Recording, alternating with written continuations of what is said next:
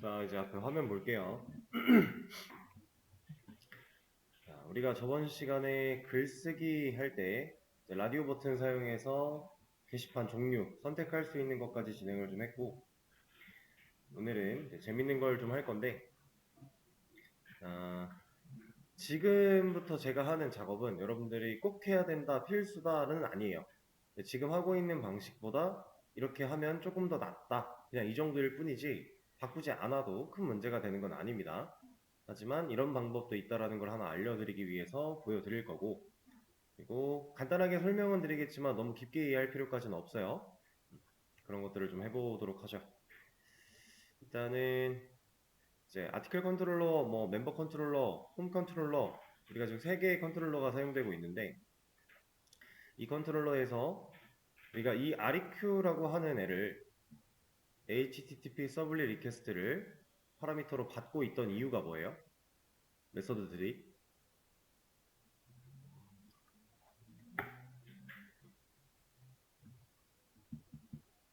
컨트롤러에 있는 URL 매핑 요청을 받아들일 수 있는 이런 메서드들이 하나같이 다 이런 애를 사용하고 있어요.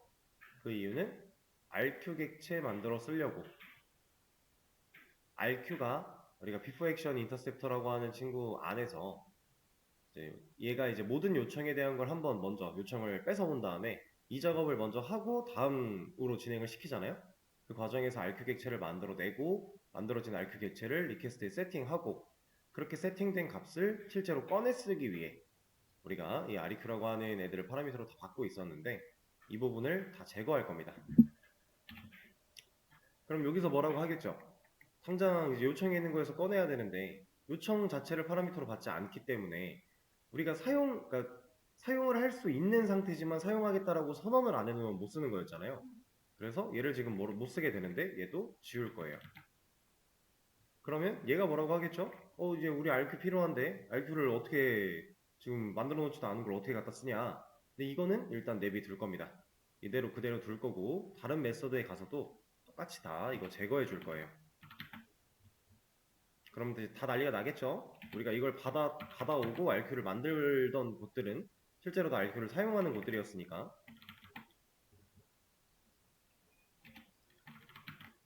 다 뭐라고 할 겁니다.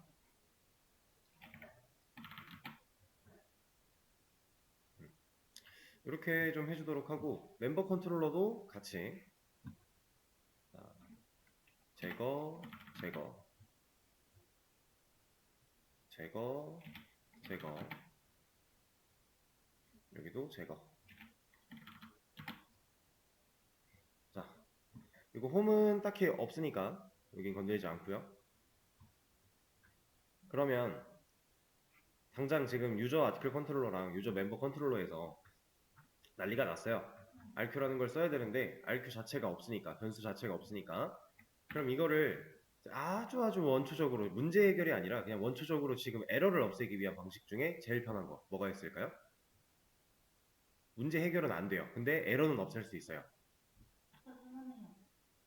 RQ라는 변수가 있으면 되겠죠. 근데 각종 메서드들마다 공통으로 써야 되는 상황이니까 천역 변수로 하나 만들어 놓으면 에러는 사라질 거예요. 이렇게. 이러면 당장 에러 사라지죠? 왜냐면 변수가 있으니까. 단, 이 변수는 아무것도 가진 게 없기 때문에 모두 다 널 포인트 익셉션이 발생을 하겠죠. 아무것도 들고 있지 않은 변수가, 참조형 변수가 얘가 이제 리모컨을 누르려고 하니까 당장 뭐라고 할 겁니다. 그래서 우리는 의존성을 주입시킬 거예요. 의존성 주입을 시킨다라는 행위가 우리가 스스로 객체를 만들지 않아도 스프링이 알아서 객체를 만들어주고 그걸 우리가 가져다 쓸 수 있게 만들어주는 형태였죠. 물론 아직 해결은 안 됐어요. 지금 여기 보시면 뭐라고 나오고 있는데, 얘가 대충 어떤 얘기냐면요. 지금 빈이라고 하는 애가 나왔잖아요. 스프링이 관리하는 객체들은 이제 빈이라고 표현이 됐었는데, 이 RQ라고 하는 VO 안에 있는 RQ라는 이 클래스는 빈에 등록되지 않았어 라고 얘기를 하고 있는 겁니다. 왜냐면 우리가 지금 사용하고 있는 RQ는 그냥 우리가 만든 클래스일 뿐이니까, 그 이상의 기능을 할 수 있게 우리가 뭔가 어노테이션으로 알려주지 않았으니까, 스프링한테. 그래서 이런 것들 처리를 할 건데, 그 전에 여기도 똑같이 멤버도 같은 맥락이니까 만들어주고 의존성 주입 시켜줄게요.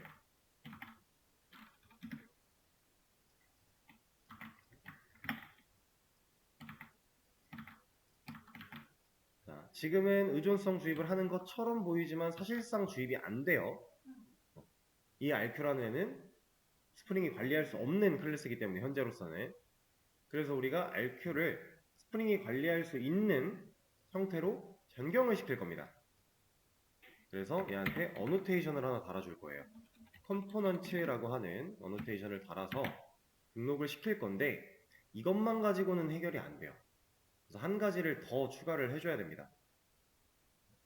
그리고 이 더 추가를 하고 나서 우리가 이제 before action 인터셉터라든가 need login 인터셉터에서 사용하고 있던 RQ 객체를 만들고 요청에 추가하는 이런 과정을 빼줘야 돼요. 안 그러면 겹칠 거니까.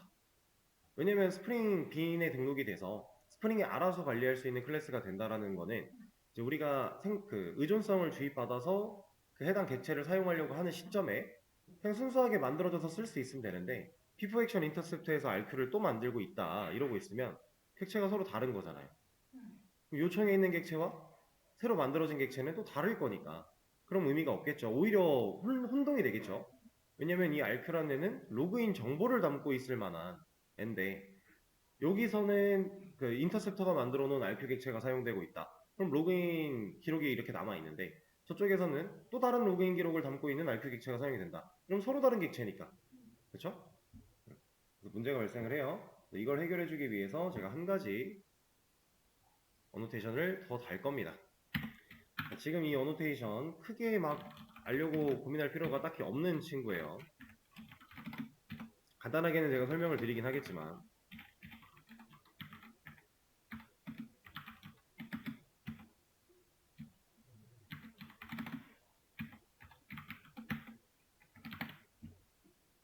자, 스코프라고 하는 어노테이션을 달아줬고요.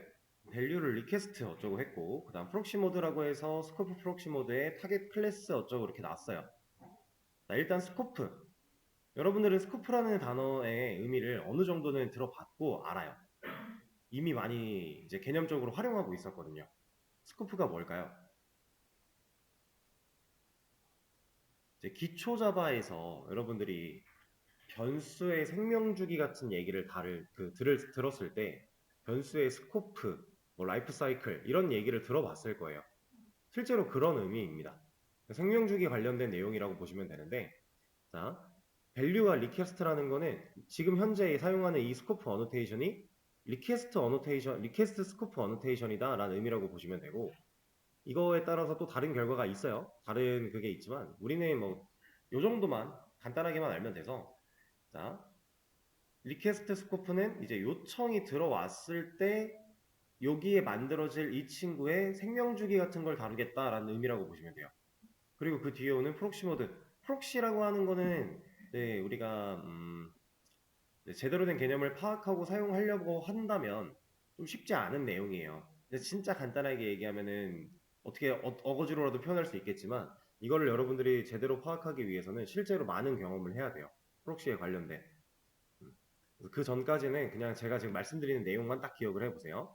이 타겟 클래스라고 하는 거는 지금 이 RQ라고 하는 애가 클래스죠. 얘는 인터페이스나 뭐 다른 게 아니라 서블릿이 아니라 그냥 클래스예요. 그걸 의미한다라고 보시면 되고 이제 이 어노테이션, 스코프 어노테이션에 달려서 어떤 역할을 할 거냐 이거는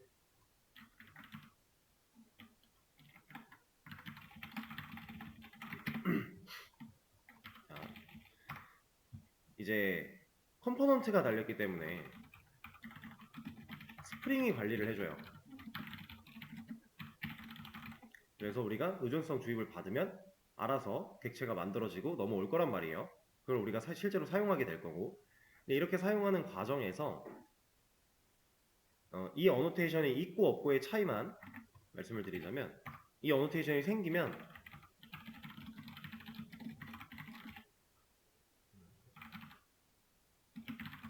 이런 느낌이에요. 그러니까 생명주기를 관리하는 건데 요청이 들어올 때마다 새로 만들어낼 거예요.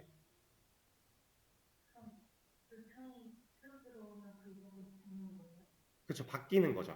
새로 만들어지는 거기 때문에 그 전에 건 의미가 딱히 없어져요. 대신에 새로 만들어졌지만 전에 있는 걸 물려받는 식으로 계속해서 갖고 갈 거예요. 내가 없애버리지 않으면. 근데 이걸 이렇게 써야 되는 이유가 우리가 이제 before action interceptor 쪽에서도 이런 걸 바꾼다고 했고 얘도 심지어 의존성을 받아서 작업을 할 거예요. 그러니까 뭐 변수 만들고 생성자 만들어서 의존성 주입을 받을 수 있게 객체를 따로 직접 우리가 new라는 키워드를 사용하지 않겠다라는 건데 그렇게 했을 때 이 before action interceptor는 모든 요청을 먼저 받아요. 모든 요청, 어떤 요청이 들어와도 얘가 먼저 처리를 할 거고요. 그 다음에 넘어가죠. 그쵸? 그러면 얘가 저 스코프라는 걸 명시하지 않은 채로 의존성 주입 때문에 객체를 찍어내다 보면 그 안에 동일한 객체들이 쌓여요. 그럼 얘네들끼리 충돌해요. 그래서 그런 과정을 없애주기 위해서 요청마다 새로 아예 전에 걸 없애고 새로 찍어낸다의 개념으로 스코프를 사용을 하는 겁니다. 이거를 이제 뭐 흐름 정도만 그냥 파악하시면 되고 얘가 뭐 그래서 진짜 어떻게 움직이는 데까지는 우리가 신경을 쓰면 안 돼요. 오히려 그거는 지금 단계에서 독이기 때문에 요 정도만 일단 아시면 된다. 우리가 RQ에 달았던 이러한 이제 어노테이션이 의미가 이런 거다. 그 생명주기를 이렇게 관리한다라는 거예요. 요청이 들어왔을 때마다 새로 만들어내는 생명주기를 가지게끔 할 거다. 이런 느낌으로 보시면 되고 자, 그럼 이제 이거 가지고 조금 더 수정을 해줄 건데 비포 액션을 먼저 볼까요? 아니다. 이걸 먼저 보는 게 낫겠다. RQ. 자, 그럼 이제 실제로 new RQ라고 하는 키워드를 사용해서 RQ 객체를 우리가 직접 만드는 과정이 없어질 거기 때문에 여기서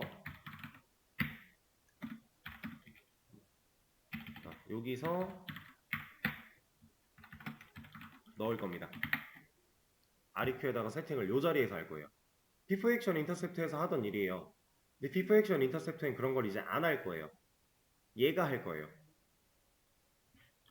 자, 간단한 얘기입니다. 이거 없어질 거란 얘기고요. before action에선 그냥 RQ 객체 의존성을 주입받기만 할 거예요.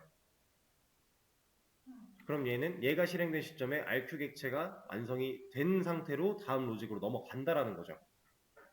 그렇게 만들 거고 그렇게 만들어진 RQ 객체는 이 생성자를 보고 만들어질 거기 때문에 여기서 요청에 세팅을 해놓으면 다른 데에서 또 그냥 꺼내 쓰는데 문제가 없다라는 얘기죠. 그러니까 과정을 좀 이런 어노테이션을 활용해서 압축시킨다라고 보시면 돼요. 그리고 압축을 시키는 과정 속에서 진짜 순수하게 코드가 줄어든다 이 느낌만 있다기보다는 우리의 그 활용하는 데 있어서 꼬이는 문제성들을 조금 더 안전하게 처리해 나갈 수 있다 이런 느낌으로 보시면 돼요. 그래서 이 자리에다가 세팅을 할 건데 여기서는 제가 this라고 하는 걸 사용을 할 겁니다. 자, 지금 처음 보는 형태가 나왔어요. 우리가 this라고 하는 애는 원래 우리가 알던 개념에서는 객체 스스로를 컨트롤하는 리모컨 개념 하나 있었고 그리고 this를 그냥 쓰지 않고 소괄호가 붙여서 이렇게 쓰면 내가 가지고 있는 다른 생성자를 호출하는 형태였고요. 근데 처음 보는 형태, 점도 없고 소괄호도 없어요. 이 this 얘는 그냥 이 객체 그대로를 의미해요. 그러니까 우리가 this라는 걸 쓰고 점을 찍으면 this가 가진 리모컨을 누른다였죠. this 해놓고 소괄호를 열면 내가 가지고 있는 다른 생성자를 호출한다. 메서드였으니까. 근데 저런 거 아무것도 없이 그냥 this 그 자체예요. 그러니까 리모컨 그 자체를 의미하는 거예요. 객체가 이렇게 만들어지면 자동으로 생성되었던 이 this라는 리모컨 이 자체를 여기다 세팅하겠다라는 의미예요. 그럼 결국 그게 그냥 객체 그 자체잖아요. 객체 컨트롤하는 그 리모컨 그 자체 그거를 RQ라는 키로 요청에다가 세팅해 놓은 겁니다. 그러면 꺼냈을 때 RQ라는 키로 꺼내면 리모컨이 나오니까 그 리모컨 눌러서 우리가 뭔가를 가져오거나 값을 쓰거나 할 수 있겠죠? 그런 의미예요. 자, 이렇게 만들어 두고 이제 before action에 가서 이 친구들 안 합니다. 진짜 지워버려요. 필요 없어요. 대신에 이제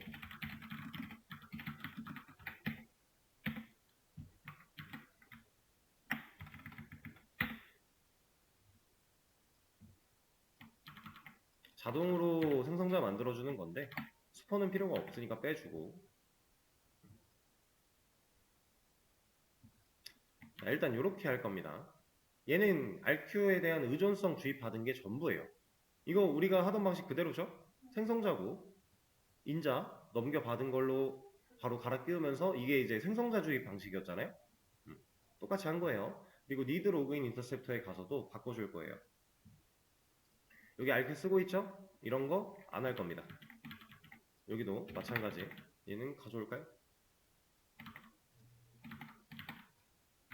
이름만 바꿔주도록 하고. 자, 이러면 얘도 RQ라는 객체를 의존성을 주입받아서 사용하는 형태로 코드가 바뀐 거죠. 이 과정을 통해서 의존성을 주입을 받는 거니까. 자, 아직 해결이 안 돼요. 왜 안 될까요?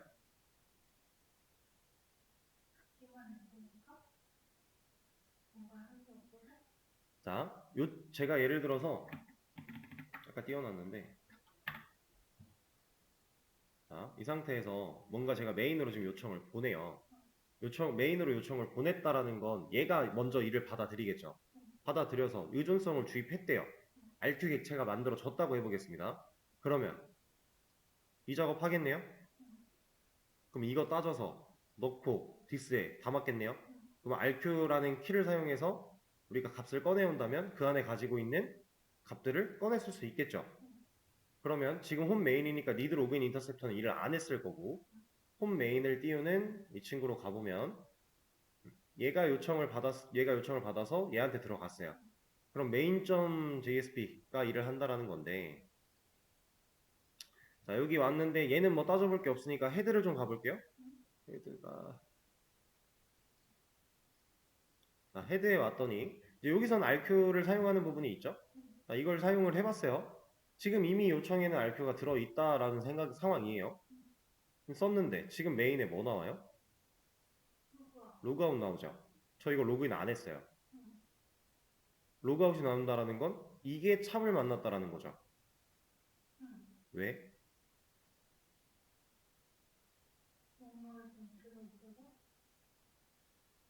뭐가 들어있을까요?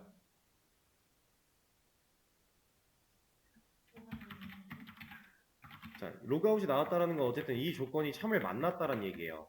이 조건이 참을 만났다라는 건 이 RQ에서 꺼내온 get 로그인드 멤버 아이디가 어떠한 값을 가지고 있을 거란 얘기잖아요. 그래서 여기다가 하나 찍어 볼게요, 제가. 그냥 대충 이런 걸로 해서 얘를 찍어 보면 얘가 갖고 있는 값이 나오겠죠?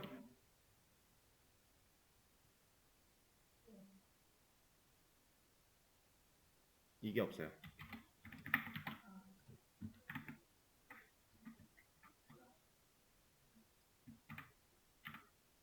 안 나오네. 그러면 헤드 여기 자 여기 지금 이렇게 그린 거잖아요. 근데 여기 지금 값을 넣었는데 없죠. 왜? 없는데 0은 아니죠. 널 아니면 공백이잖아요. 근데 공백일 수는 없어요. 왜? 얘가 타입이 인트니까. 그러니까 지금 어쨌든 0이 아니라 그래서 뭔가 값을 들고 있구나 라고 생각을 해서 얘가 로그아웃을 띄운 건 맞는데 실제로 값은 안 들고 있는 거예요. 로그인은 안 됐다란 얘기죠. 로그인을 안 해놓고 로그아웃이 뜨고 있어요. 그리고 지금 글쓰기가 뜨고 있네요. 왜? 얘도 똑같은 검증하고 있으니까. 근데 실제로는 지금 아무 회원도 로그인을 안 한 상태. 그 증거로 로그아웃을 누르면 로그인부터 하래요. 이런 문제가 발생을 하는 거예요. 지금 현재까지 우리가 작업한 건 의존성을 주입시키고 이걸 사용하겠다라고 해놓은 거에는 문제가 없지만 지금 뭔가 RQ 객체가 제대로 안 만들어졌다는 얘기가 되는 겁니다. 안 만들어졌다기보다는 만들어졌지만 값을 제대로 갖고 있지 못하다라는 얘기가 돼요. 그러니까 지금 이 과정에서 정상적인 처리가 안 됐기 때문에 얘가 분명히 0이 아닌 값을 가지고는 있는데 또 그 값 처리가 제대로 안 되고 있는 이런 불상사가 벌어지고 있는 거죠. 이게 이유가 왜 그런 거냐면 자, 이것도 뭐 그냥 간단히 흐름 정도만 파악을 하시면 되는데 before action 인터셉터가 RQ의 의존성을 받아요. 받아요. 근데 얘가 제대로 완성된 객체를 못 받는 느낌이에요.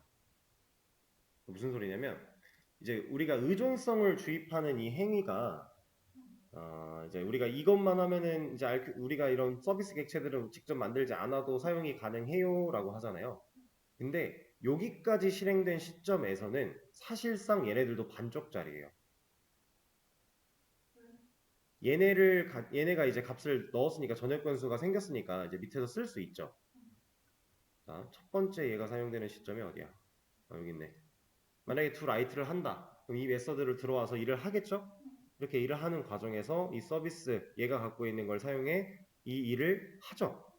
이 시점에 이 객체는 완성형이 돼요. 그런 느낌으로 보셔야 돼요. 그러니까 실제로 사용을 한 번이라도 해줘야 이 의존성이 주입된 객체가 완전체가 된다라는 느낌으로 보셔야 되거든요. 그러면 지금 before action intercept에서 이 RQ는 사용한 적이 없잖아요. 그러니까 아직 불안정한 상태로 완성되었다라고 넘어간 상태로 이 RQ를 제대로 사용하기 이전에 값 체크를 메인이 해야 되니까 그러니까 지금 이런 문제가 발생을 하고 있는 겁니다. 그러니까 시점을 잘 생각을 해보세요. 자, 제가 홈메인이라고 하는 요청을 보냅니다. 홈메인이라는 요청을 보내요. 이 요청을 보내면 일단 비포 액션이 일을 해요. 얘가 일을 해서 RQ 의존성을 반쪽짜리를 받아놨다고 쳐요. 그리고 이제 다음으로 넘어가니까 유저원 컨트롤러 와서 이 요청 판단하고 얘를 그려요. 그러면은 실제로 RQ 객체가 가지고 있는 그 어떠한 메소드 이런 거 호출하기 전에 이미 메인을 그려내야 되잖아요. 그죠? 그리고 이제 메인에서 제대로 나오지 않고 있는 이 헤드. 여기서 그럼 얘는 이걸 사용한 게 아닌가요? 라고 생각하실 수 있는데 이거는 그냥 꺼내온 거예요. 사용된 게 아닙니다. 우리가 RQ라고 하는 클래스에 있는 메서드를 사용한다거나 변수를 사용한다거나 하는 게 아니라 저장되어 있는 값을 불러온 거예요. 얘는 그냥 다른 의미죠. 사용은 이런 걸 의미하는 거예요. 아까 제가 보여드린 것처럼 이런 거. 얘가 가지고 있는 이러한 메서드를 호출하는 행위, 이런 게 한 번이라도 이루어져야 이제 걔네가 안정적으로 모든 게 다 갖추고 생겨나니까 그 뒤로 사용하는데 문제가 없다. 이런 느낌. 그래서 현재 지금 우리 RQ는 반쪽짜리다. 그래서 문제가 있다. 그렇다면 우리가 해야 되는 건 뭐겠어요? 뭔가 하나를 사용해주면 돼요. 근데 여기서 중요한 건 메인 화면을 그리기 전에가 아니라 before action interceptor에서예요. 왜냐면 모든 요청을 얘가 먼저 받을 거잖아. 그렇죠. 똑같죠. 메인 그리기 전에만 해버리면 의미가 없지. 다른 요청에 대한 건 또 처리가 안 될 텐데. 그래서 우리는 이 before action interceptor라고 하는 이곳에서 주입받은 의존성을 사용해 RQ가 가진 어떠한 메서드를 호출해낼 겁니다. 그러면 얘가 이제 이 과정을 지났을 때 RQ를 안전하게 사용할 수 있는 완전체가 되기 때문에 그 작업을 진행을 할 건데 실제로 어떠한 기능을 하지 않아도 돼요. 그냥 호출만 되면 돼요. 그래서 제가 어떤 식으로 할 거냐면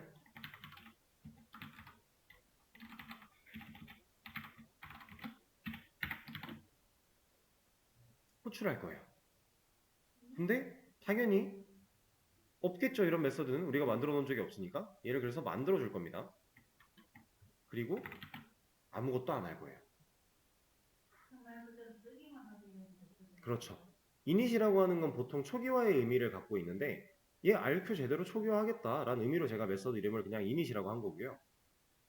그냥 아무것도 안 할 거예요. 이거 호출되는 순간 RQ 객체는 완성형이 될 거니까.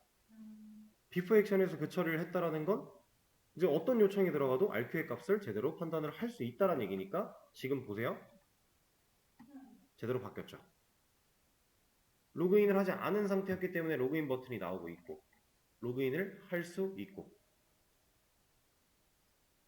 이 상황이 흐름만 보시면 돼요. 막 디테일하게 막 그래서 얘가 어떤 역할을 해, 막 뭘 해 이렇게 막 엄청 꼼꼼하게 알 필요 없고 이 흐름상 코드의 흐름상 요청이 들어왔을 때 이 요청을 누가 먼저 처리를 할 건데 얘가 처리되는 시점에는 이제 RQ가 완성형이 안 된다고 하니까 그러면은 메인을 그릴 때 이게 안 되는 게 맞겠구나. 다른 기능으로 넘어가도 얘가 처리를 제대로 못 하겠구나. 값을 저장된 값을 꺼내오려고 하는데 꺼내왔을 때 문제가 생기는 거니까. 그래서 그런 문제를 없애주기 위해서 우리가 RQ라는 애를 한번 뭐라도 불러내서 얘를 제대로 초기화해주자. 이런 느낌.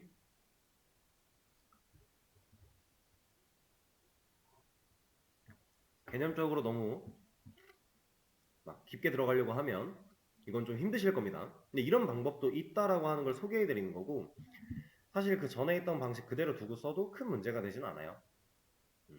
사실상 얘가 하는 일은 RQ 객체를 완성시켜서 요청에다가 세팅해 놓는 그 작업이에요. 똑같은 작업을 하는 건데 방식을 다르게 한 겁니다. 왜냐? RQ 객체가 제대로 만들어진다면 이 생성자 보고 만들어질 거니까 여기서 세팅을 하니까 결국 RQ 객체를 처음에 만들어내는 내가 이 일을 하겠다라는 거예요. 그럼 아까 전에 있던 거랑 사실상 다를 바 없다. 단 이렇게 하면 좋은 점이 뭐냐? 우리가 이제 컨트롤러 같은 데에서 이제 메서드에다가 모든 메서드가 요청을 받아들여 RQ를 변수를 만들어내 이럴 필요가 없다라는 거죠. 전액 변수 하나 가지고 처리를 할 수 있으니까 좀 더 우리의 편의성이 올라가는 작업이고, 그리고 이 스코프라는 어노테이션을 통해서 이 내부적으로 RQ라는 객체가 우리가 자주 쓰이게 될 건데 그 상황 속에서 좀 더 편안하게 내부적으로 꼬임 현상을 이렇게 없애면서 사용할 수 있다라고 하는 거, 그런 이점. 아,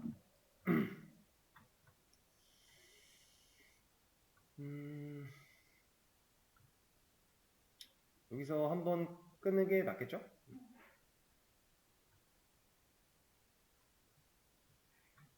오케이. 한번 커밋을 하고 가겠습니다.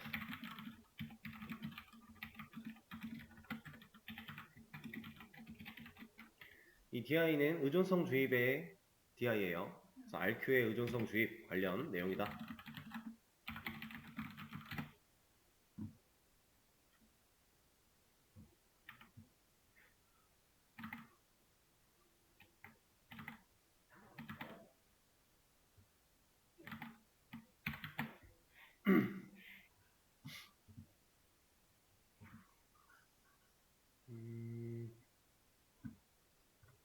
자, 그러면 RQDI를 해놓은 상태니까 앞으로 여러분들이 어떠한 기능이나 이런 걸 새로 만들어 나간다고 할 때 RQ를 사용해야 된다라고 하면 의존성 주입시켜서 그냥 지금 되어 있는 상황대로 사용하면 되겠죠?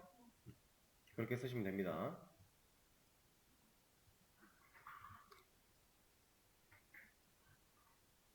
그럼 이번에는 새로운 기능, 이거는 여러분들한테 시간을 좀 많이 드릴 거예요. 페이징 처리할 겁니다. 근데 페이징 처리하기 전에 게시물 좀 늘려놓고 증가 시켜놓고 할 건데, 이제 테스트 데이터를 우리가 2배씩 증가시키는 방법이 우리가 알던 방식, 오랜만에 한번 볼까요?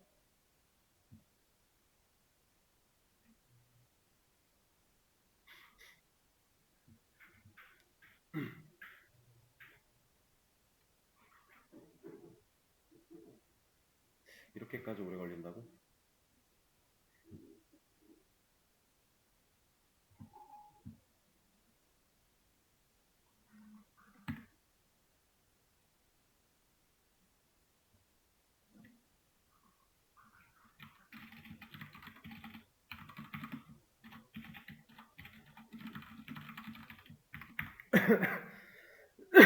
지금 현재 우리의 아티클 테이블에는 게시물이 5개밖에 없어요. 공지사항에 2개, 자유 게시판에 3개 이런 식으로 있는데, 우리 예전에 배웠던 게시물 증가 쿼리 생각해보면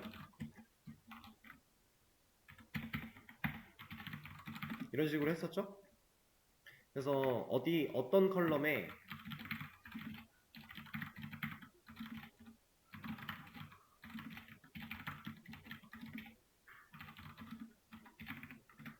이러한 컬럼들에 어떤 값을 뭐 이런 식으로 우리가 쭉 써서 마지막에 from article이라고 하는 걸 통해 아티클이 가지고 있는 개수만큼 이런 애들이 2배씩 증가될 수 있게 우리가 넣었었단 말이에요. 그리고 그때는 아마 콘캣을 사용하셨을 거예요. 타이틀과 바디에 대해서 콘캣 같은 걸 써서 문자열 이어 붙이기 뭐 이런 거 했었을 텐데, 지금은 조금 다른 방식을 쓸 겁니다. 왜냐면 우리가 지금 이제 멤버 아이디라고 하는 개념도 생겨났고요. 보드 아이디라고 하는 개념도 생겨났어요. 이 상황 속에서 뭐 한쪽 게시판만 늘려도 상관은 없겠지만 그래도 양쪽 게시판이 골고루 늘어나야 이제 우리가 테스트 같은 걸 할 때 좀 더 확실하게 볼 수 있기 때문에 멤버 아이디도 우리가 회원이 몇 명이죠?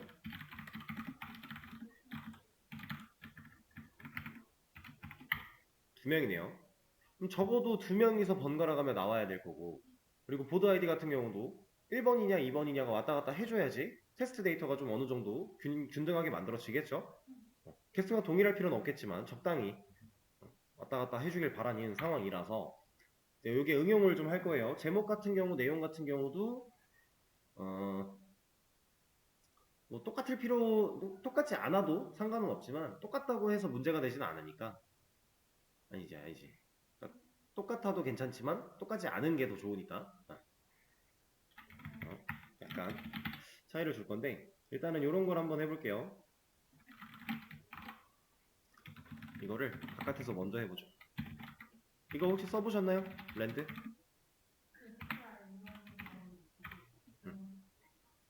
얘는 0과 1 사이에 있는 난수 발생이에요.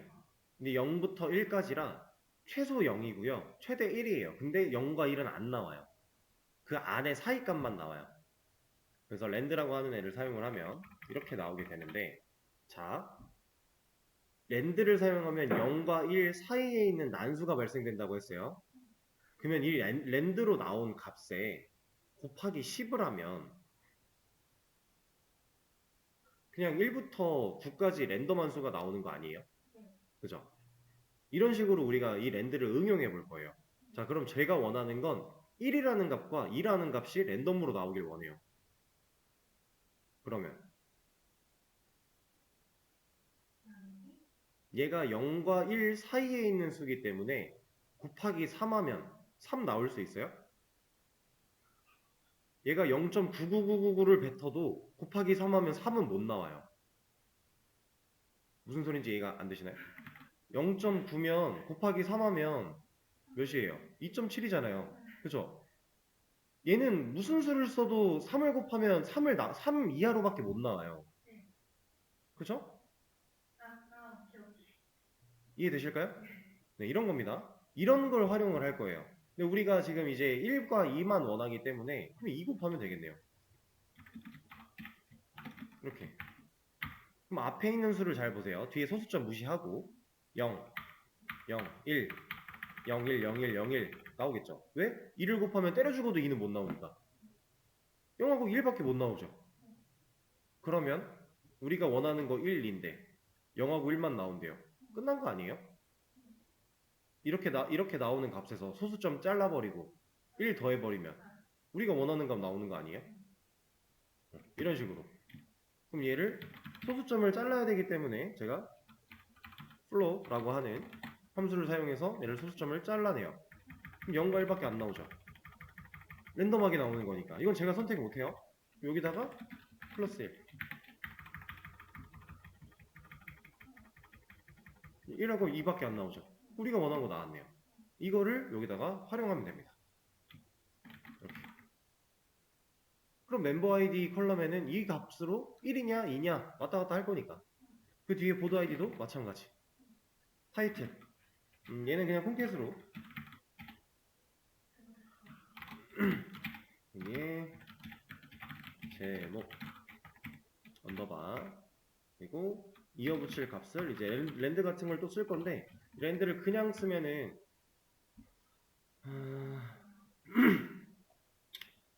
그냥 써도 상관은 없는데 너무 길잖아요. 그럼 타이틀이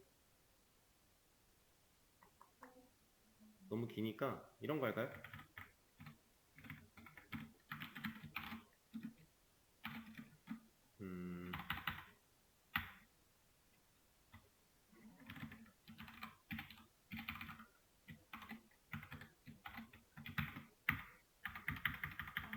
이러면 대충 한 4자리 정도로 왔다 갔다 할 수 있으니까, 랜덤으로 3자리도 나오고 4자리도 나오고 가능한 거니까, 뭐 그 운이 좋으면 한 자리 2자리도 나올 수 있고요. 이 정도면은 우리가 게시물 좀 많이 만들었을 때 중복을 좀 많이 줄일 수 있지 않을까요? 이런 느낌? 그냥 이제 우리가 알고 있는 걸 사용해서 난수 발생 같은 거는 얼마든지 응용이 가능하다라는 거예요. 그리고 이거 똑같이 사용해서 바디에 대한 내용도 해주고. 그럼 이제 이 인설트 증가 쿼리 사용을 한다라고 하면 쭉쭉쭉쭉 늘어나겠죠. 우리가 이전에 이런 방식을, 그러니까 이거랑 유사한 방식을 사용을 해서 게시물을 좀 늘렸었어요. 근데 그것보다 좀 더 이제 우리가 원하는 모양으로 바꾸기 위해 제가 이런 알고 있는 함수를 사용해 처리하는 방식을 하나 소개를 해드린 건데, 사실상 이 그 게시물 데이터 같은 거 좀 임의로 증가시키는 쿼리는요, 이렇게 복잡하게 잘 안 해요. 그러니까 중복값을 없애기 위해서 우리가 이런 작업을 좀 하는데, 실제로 테스트 데이터 만들 때는요, 그냥 이렇게 합니다.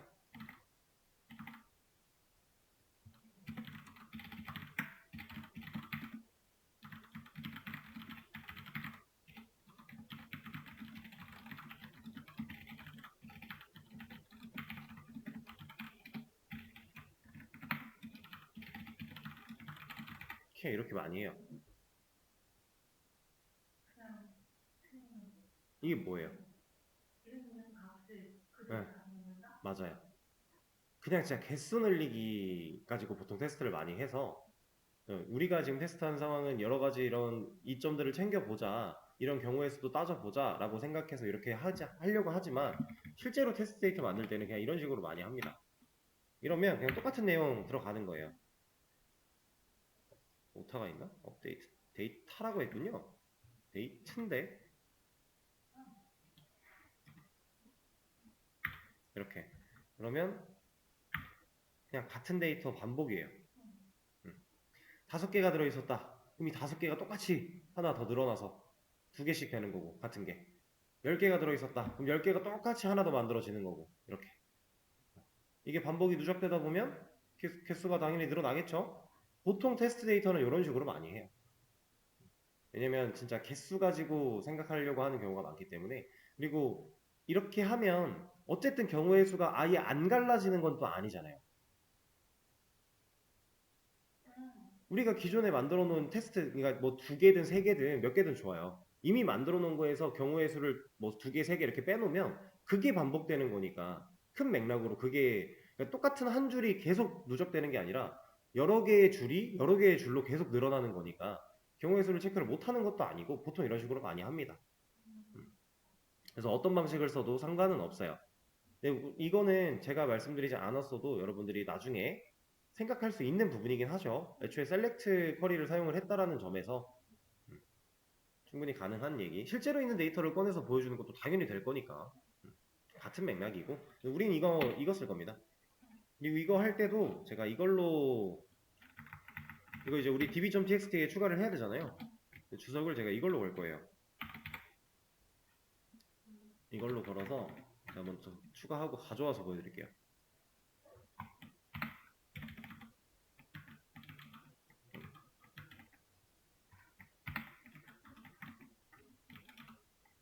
자, 이렇게 해놓으면, 자, 이 주석을 쓴 이유가 뭐냐면, 이거 전체 선택해서 실행시키면요, 얘 안 읽혀요. 얘는 안 읽혀요, 주석이니까. 근데 여기만 드래그해서 실행시키면 읽혀요. 이 주석은 그래요. 우리가 샵 주석이나 이 주석은 이렇게 원하는 쿼리 문단을 못 골라요. 왜냐면 줄마다 이게 걸려있을 거니까. 근데 얘는 돼요. 그래서 얘는 이걸로 할 거예요. 그리고 얘를 주석을 푸는 일은 없을 겁니다. 그러면 우리가 그 위에서부터 이제 코드를 쭉 써내려갈 올 때 얘네 해야 되고 테이블 만들어야 되고 그 다음에 인설트 해야 되고 순서대로 우리가 정리를 좀 하고 있잖아요. 한 번에 실행해도 문제가 없으라고. 이런 식으로 해놓은 이유가 편하게 빨리빨리 하려고. 근데 이거가 만약에 샵 주석으로 걸려 있으면 그거 할 때 샵 다 지워서 작업하고 다시 샵 주석으로 걸고 해야 되죠. 근데 이렇게 해놓으면 전체 선택했을 때 안 읽히고 내가 원할 땐 이것만 드래그하면 되니까. 그냥 업무의 효율성을 늘리기 위해서 이제 약간의 꼼수들을 부리는 느낌인데, 여러분들이 이런 것도 생각보다 중요합니다. 작업 속도의 차이가 꽤 커요. 별거 아닌 것 같지만 이런 일들이 생각보다 비일비재해서, 그래서 저는 이렇게 하나 저장을 해 놓을 거고요. 그리고 지금은 일단 테스트 데이터를 지금 아티클이 3개 한번 쫙 밀고 가겠습니다. 전체 실행해도 메시지 탭 가보면 문제 없죠? 그리고 이제 아티클 테이블 안에는 3개가 들어있을 거니까 이거를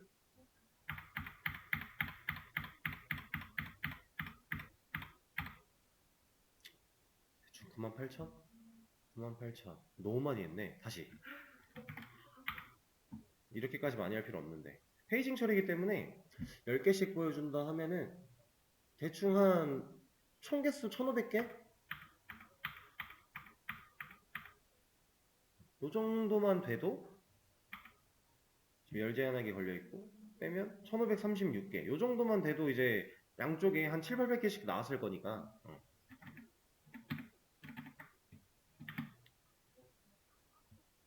이렇게 총 개수 794개 여기는 742개 이 정도면 충분히 페이징 처리는 테스트할 만하죠. 그래서 이거 쿼리 수정한 내용도 제가 하나 올려드릴 건데 여러분들 이거 가지고 여러분들도 실제로 증가시킨 다음에 페이징 처리 한번 해보시면 됩니다. 하는 방식, 로직은 여러분들 우리 그동안 많이 해봤죠? 그것과 유사하게 그냥 하시면 돼요. 자기 본인이 원하는 방식이 따로 있다면 그걸로 하셔도 되고